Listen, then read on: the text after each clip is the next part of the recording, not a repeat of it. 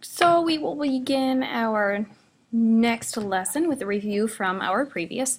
Essentially, you just need to make sure that you have all of these formulas.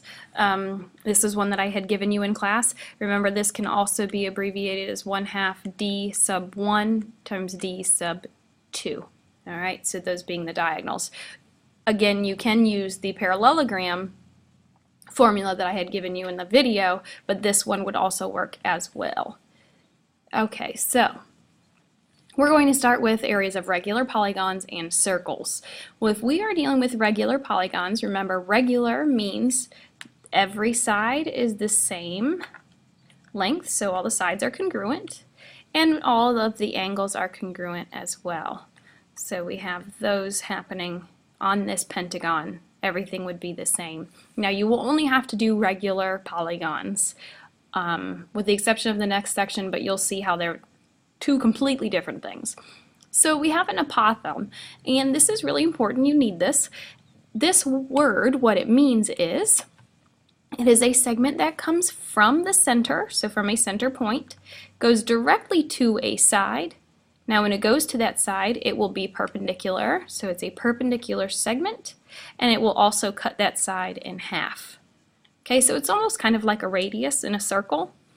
So we have a couple of those. You know, you could have one over here from the center to this side, perpendicular, cut it in half, and same with any of the other sides. So this right here is what your apothem is.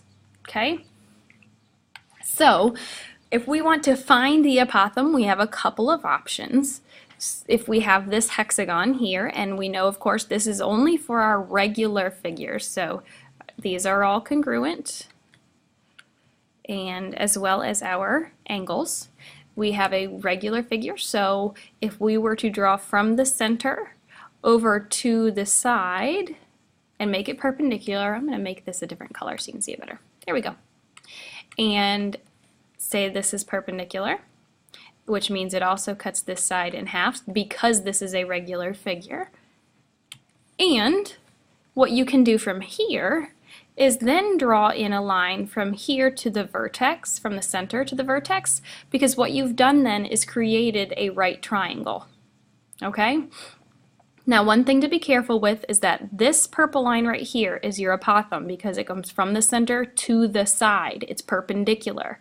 This one is not the apothem, so be really careful with that because sometimes you will only be given this measurement or this length here, and you will have to add in the apothem, and some of the students will kind of get tripped up and think that this is the apothem, so they'll work with that, and it's not. Okay? Now the other thing that you'll have to use is that angle sum theorem, where the S equals 180 times n minus 2.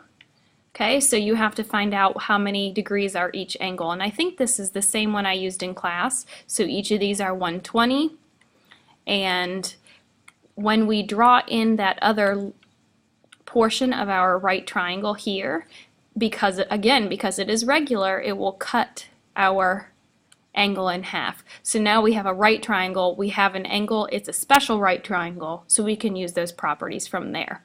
It will not always, so it won't always be, so not always be, that doesn't sound right. Let me hear that. That doesn't even make sense. Okay, let me try this again. It won't always be a special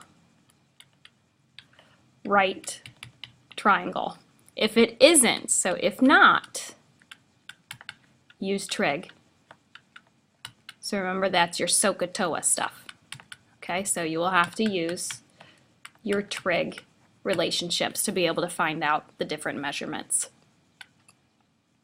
Okay, so let's actually do this. Area of a regular polygon. This one here, that's your area formula.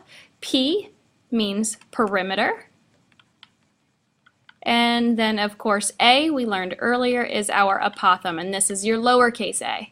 Another thing that's very important about this is this will be on the SOL, and it is not on your formula sheet.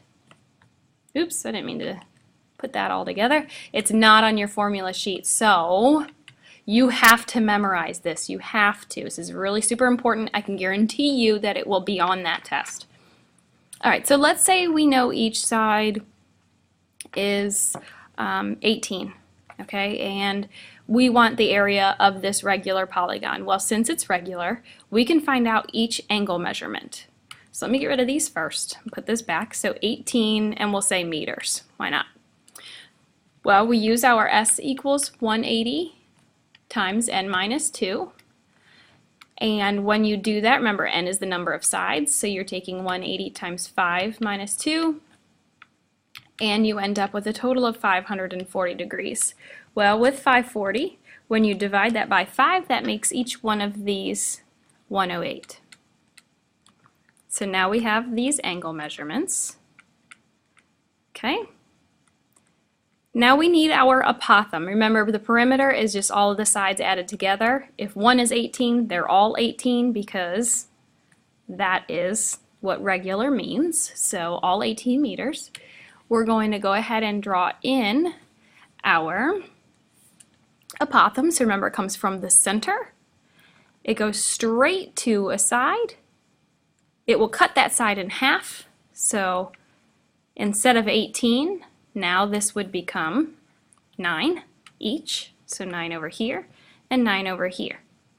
Now, since we don't know anything else about the apothem, we're going to create our own right triangle. So I'm going to draw in a second line here from the center to the vertex. Drawing the line there. Because it's regular, it cuts this angle in half. So now instead of 108, each one is going to end up being 54. So 54 here and 54 over here. This is a right angle. We want this length right there. So now what do you notice? Well, we have trig. We have the opposite side and the adjacent side. So opposite and adjacent, that's our TOA. So tangent of 54 equals opposite x divided by adjacent, which is 9. Multiply both sides by 9. So you end up with 9 times the tangent of 54 is equal to your x value. And when you do this, remember first of all that your degree or your calculator's in degree mode, and this would come out to about 12.4 meters. So your apothem, 12.4 meters. So now we have everything that we need.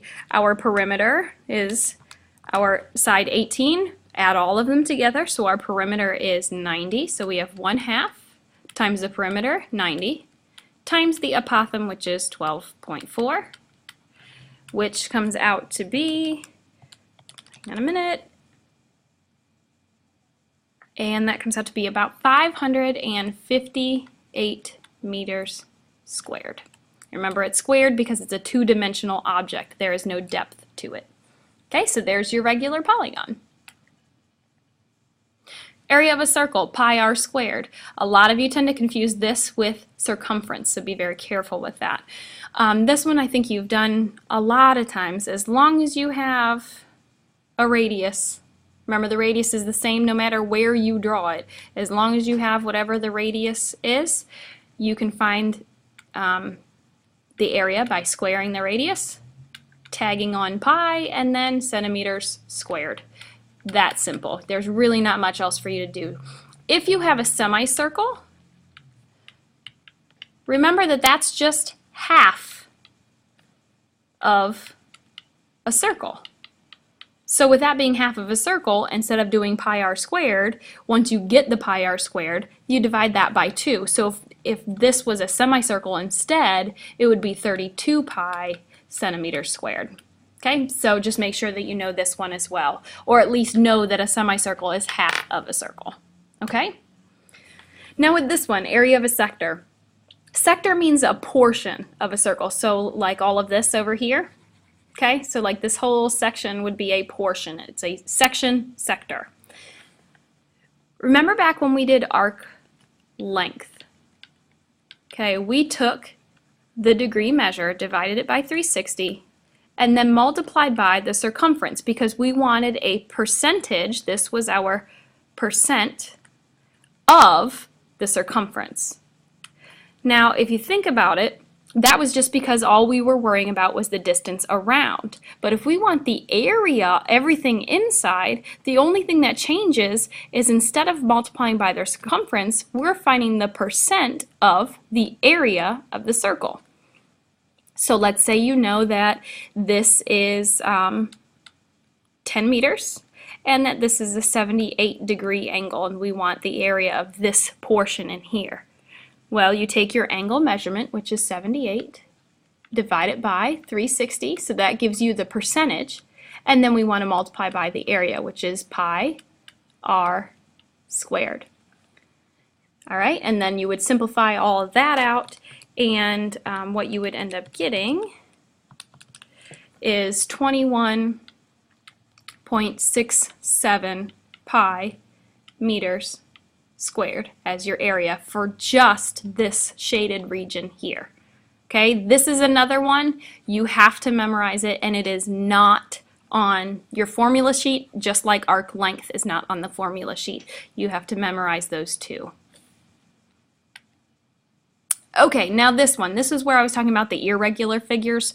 Irregular figures are just two-dimensional shapes that are made up of a composition of other figures. So if we were to look at this, you can see that this is a triangle over here. We have something going on over here. With this being rounded, I would say it's safe to say that's a semicircle, so you could add in a line there. And so we've got a semicircle, a rectangle, and a triangle. So you find the area of each one individually first, and then add them together because they're combined. So, did I do any of those? I guess not.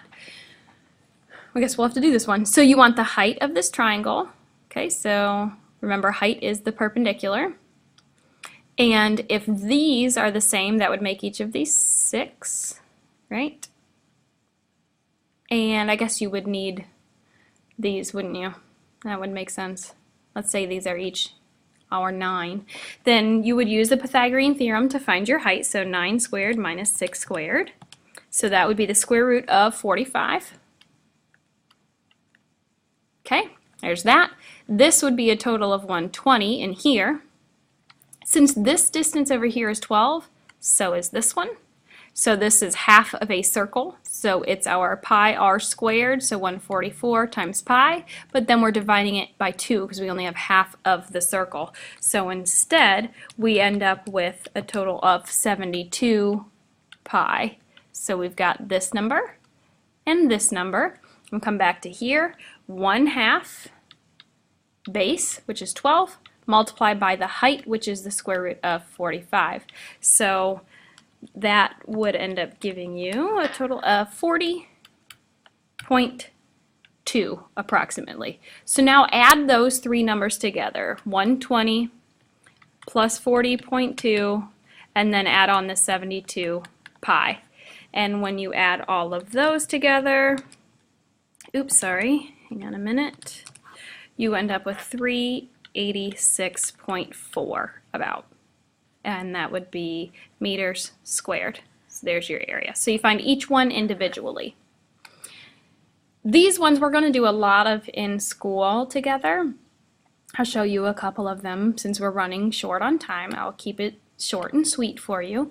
But to find the area of the non-overlapping, which would be this region out here, all of this blue area, well, what do you know about a radius in a circle? Well, a radius is the same no matter where you put it. So if I put it right here, this is going to be 7 because it comes from the center to the side, and this would also be 7 because it comes from the center to the side. So really, if you look at this, because each of these are 7 and it goes from one side to the other, that means the length of this is 14 as well as this one. So take the area of the square and subtract area of the circle. See, it's not so bad. And then we would repeat that here, and I'll show you how to do both of those in class, okay? So for a quick dance session, get up and